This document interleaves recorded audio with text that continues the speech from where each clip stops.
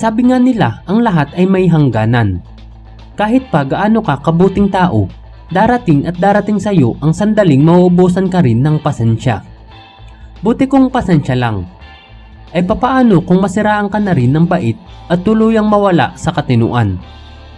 Halika't magbalik tanaw tayo sa kwento ng taong minsan ang nangarap lumipad, ngunit nauwi lang sa trahedya matapos siyang iwan ng pamilyang kanyang pinaglalaanan nito. Nang hijack para lang tumalon patungo sa pinakamimithing pangarap. Isa nga ba talagang henyo o nawala lang sa katinuan? Ang kwento ng mga pangarap at trahedya ni Augusto Lacandula, ang skydiver ng homemade parachute. Pero kung bago ka pa lang sa ating channel, pakipindot na din po ng like, subscribe at bell notification button para palagi kang updated pag may mga bago tayong kwentong kagaya nito. Ang petsa ay ika-25 ng Mayo taong 2000. Isang Pilipino ang nagngangalang Renigal Chua ang nagtago sa pangalang Augusto Lacandula at siya ay isang ulirang ama at asawa sa kanyang pamilya. Namumuhay ng simple at nangangarap sa bawat araw na lumilipas. Noong bata pa lang siya ay minsan na siyang nangarap makalipad at ang gustong gusto niyang maranasan ay ang mag-skydiving. Ano pat sa mura niyang edad na iyon ay bumibili na siya ng mga aklat para mapag-aralan ang mga ito. Pero sa kasamaang palad, ipinagkait sa kanya ang kanyang mga pangarap na iyon nang magsimula siyang magkaroon ng asawa at sariling pamilya dahil ang buong atensyon niya ay napatuon lahat para sa kanila. Pero sa kabilang banda, tila naging mapaglaro ata talaga ang tadhana para sa kanya dahil dumating din ang panahong iniwan siya ng kanyang pamilya. Ang kanyang asawa ay sumama na sa isang pulis na matulis. Nagdulot naman iyon ng matinding depresyon kay Lacandula dahil sa pagkawala ng kalahat-lahatan sa kanya. Bumalik siya sa pagiging nag-iisa at nawala na ng direksyon ang buhay. Ang tanging naiwan lang sa kanya ay ang kanyang mumunting pangarap noong kanyang kabataan. At panahon na nga siguro upang isakatuparan niya ito ang wika niya sa kanyang sarili. Pero papaano? Wala siyang kakayahang gumastos para makabili ng mga gamit na kakailanganin sa kanyang paglipad. Niwala rin siyang kakayahang magrenta ng pribadong eroplano na maghahatid naman sa kanya sa himpapawid. Walang makapagsabi sa naging takbo ng utak ni Lacandula nung mga sandaling iyon. Marahil ay dulot na rin siguro ng kanyang kagustuhan tuparin ang kanyang mga pangarap o di kaya ay dala ng depresyon sa pagkawala ng kanyang pamilya na humantong sa puntong din na niya nalalaman pa ang kanyang ginagawa.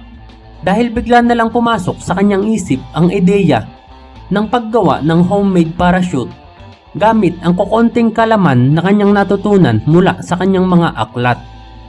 Inakala ni Lacandula na ganun lang kasimple yun.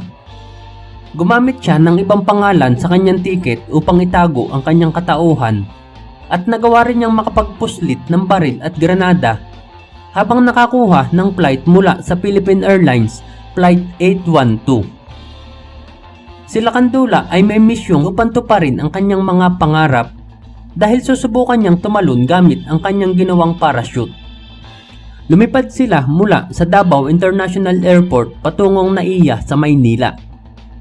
Buong buo ang loob at desidido na si Lacandula sa nais niyang gawin at habang nasa biyahe pinaputukan pa niya ang pintuan ng cabin para makapasok sa lugar kung nasaan nandoon ang mga piloto. Sobra-sobrang takot ang naramdaman ng mga taong sakay ng eroplano na yun habang nagwika naman si Lacandula na kung hindi nila susundin ang kanyang mga sasabihin ay sama-sama silang mamamatay mula sa itaas. Walang nakapangahas humadlang sa kanya at sinunod nga nila ang mga nais mangyari ni Lacandula. Inutusan niya rin ang isang stewardess na kolektahin ang lahat ng mga mahahalagang bagay na meron sa mga pasahero ng eroplanong iyon. Ipinilagay niya ito sa isang bag bago iniabot sa kanya na hindi pa umabot sa 30,000 piso ang kabuoang halaga dahil na rin siguro na isang domestic flight lang ang eroplanong iyon at ang mga nakasakay doon ay mga ordinaryong tao lamang. Sa kabuuan, umabot sa 258 pasahero kasama na sila Kandula at 13 crew naman mula sa mga namamahala sa eroplano ang kabuoang bilang ng mga nakasakay doon. Tinutukan niya ng baril ang piloto at sinabing ibalik ang eroplano sa kanilang pinanggalingan sa Davao. Pero tumanggi ang piloto sa pagsasabing hindi nasasapat pa ang kanilang gasolina para sa mahabang paglalakbay pabalik sa Davao.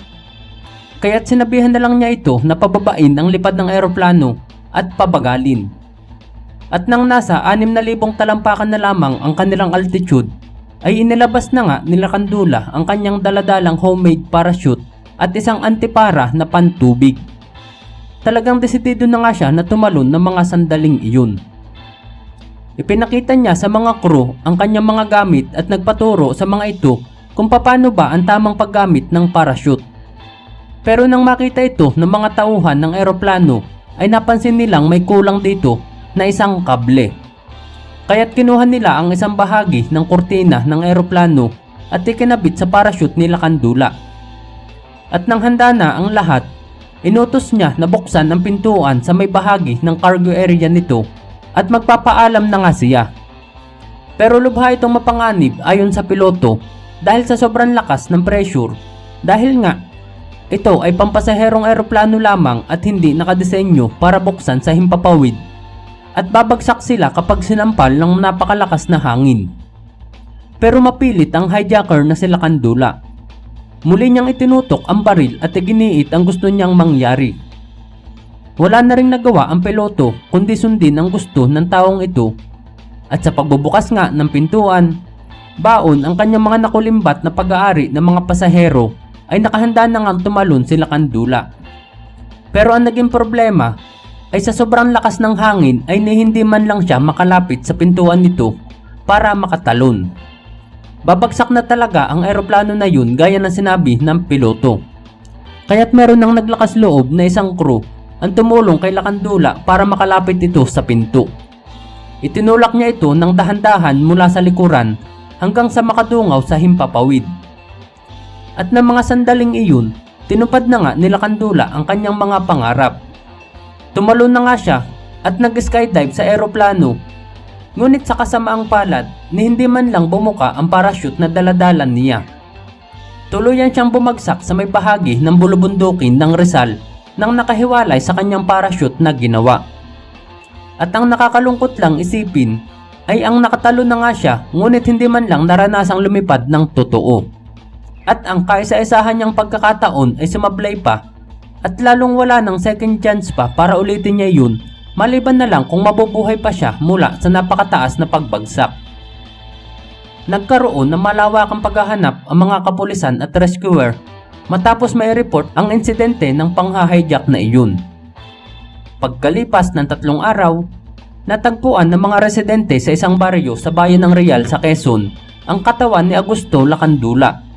Ito ay nakalubog sa puti dahil sa napakalakas na impact ng pagbagsak.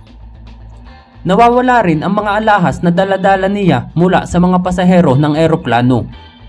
At ang kanyang kaisa-isang kakampi na homemade parachute ay literal na iniwan siya sa ere. Natagpuan nito ng mga pulis na may layong 1 kilometro mula sa kanyang katawan. At sa ganung paraan niya sinubukan tuparin ang kanyang mga pangarap. Samantalang nakababa naman ng maayos at ligtas ang eroplanong kanilang sinakyan kahit pa bukas ang pintuan nito sa hulihang bahagi. Hanggang saan nga ba natin kayang magsakripisyo para sa ating mga pangarap? Isang henyo o natatanging nilalang? Ikaw kaibigan, paano mo tinutupad ang iyong mga mithiin sa buhay? Sapat ba ang iyong talino para gawin ang mga di pangkaraniwang bagay alang-alang sa iyong mga pangarap? Maraming salamat sa iyong pakikinig kaibigan. Hanggang sa muli, paalam!